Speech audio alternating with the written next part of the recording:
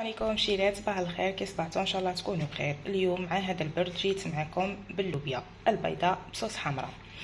في هذه اللوبيا انا هنا في الضربه الاولى درت كميه على حساب شخصين.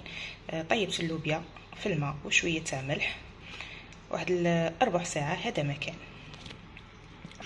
والخضر عندي حبه بطاطا صغيره مقطعه مكعبات هكا، نص حبه بصله مرابيه، زوج فصوص تاع الثوم والكرافس، وعندي وحده جامبو، وبطبيعه الحال طماطم مصبره. وفي لي زيبيس عندي ملح احرور، سكنجبير، فلفله حمراء، وشويه نتاع الحار.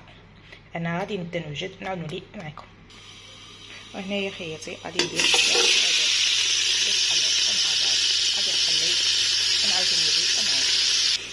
نخليهم يتقلوا واحد شويه، ونزيد معاهم طماطس تاع القوطي، طماطم مصبره، ونخليها تزيد تتقلى حتى هي معاها، ومن بعد نعاود نولي ونشوفوا كيفاش نرمو اللوبيا.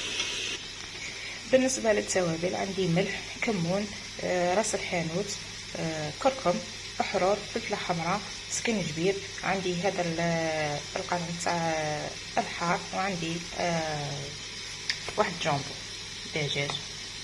انا غادي نكمل نقلي بعد ما درت الطماطيس، ونعاود نرمي عليها هذيك اللوبيا مع الماء، ونرمي لي زيبيس، ونعاود نولي معكم في التصوير. وشيرات هنايا راني مرقتها، انا غادي نقفل عليها ونعاود البلاط تاعنا ولا اللوبيا اللي درناها مع بعض. خرجت ثقيله، لونها ثقيل وطايبه على حبه.